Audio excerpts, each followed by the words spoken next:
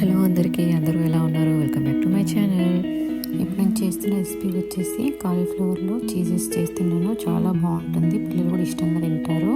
ఇది రసంలోకి సైడ్ డిష్గా కూడా బాగుంటుంది, మీరు ట్రై చేయండి. 2 స్పూన్స్ కార్న్ఫ్లవర్, కొంచెం పెప్పర్ పౌడర్, కొంచెం black salt, oregano flakes, salt, టేస్ట్కి సరిపడినంత కారం, కొంచెం మిక్స్ చేసుకోవాలి. ఇప్పుడు ఇది మంచిగా మిక్స్ అయిపోయింది. ఇప్పుడు ఇందులో కాలీఫ్లవర్ పీసెస్ని మీడియం సైజులో కట్ చేసుకున్నాను. ఈ సైజులో కట్ చేసుకుని వేసుకుంటున్నాను. ఇప్పుడు వీటిని కూడా మిక్స్ చేసుకోవాలి.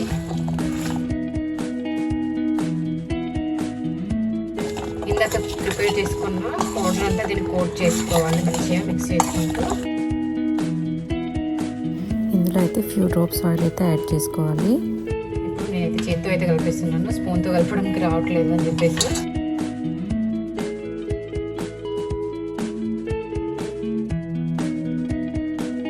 మంచి మసాలా అంతా మంచిగా పట్టుకోవాలి వీటికి, కాలీఫ్లవర్ పీసెస్కి.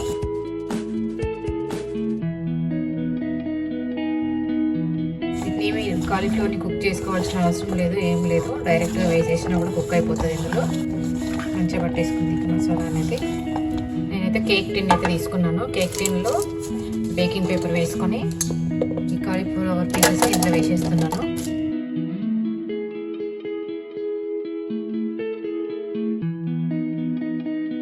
దీంట్లో ఆయిల్ కూడా ఎక్కువ ఏమీ పట్టదు, చాలా తక్కువ ఆయిల్, చాలా తక్కువ ఇంగ్రీడియంట్స్తో చేసుకోవచ్చు ఈ రెసిపీ.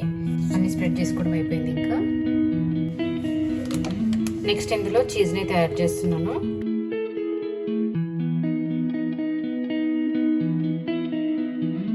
ఇదంతా ప్రిపేర్ చేసుకునే లోపే మనం ఓవెన్ని ప్రీ హీట్ చేసుకోవాలి. 200 degreesలో 10 minutes ఓవెన్ని హీట్ చేసుకొని పెట్టుకోవాలి, ప్రీ హీట్. సో ఇది సరిపోతుంది. ఇంకా ఓవెన్ ప్రీ హీట్ అయిపోయింది.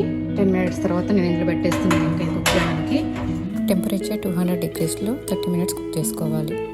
ఇంకొక 1 minute ఉంది, 1 minuteలో ఫినిష్ అయిపోతుంది. కాలీఫ్లవర్ చీజ్ రెడీ అయిపోయింది. Juicy and tasty cauliflower cheese ready. ఇలాంటి వీడియోస్ నా ఛానల్లో మరెన్నో చూడాలి అనుకుంటే please like, share and subscribe చేసి బెల్ ఐకాన్ మాత్రం ప్రెస్ చేయకుండా మర్చిపోకండి. నేను ఇలా వీడియో అప్లోడ్ చేయగానే మీకు నోటిఫికేషన్ వచ్చేస్తుంది. Thanks for watching. బాయ్.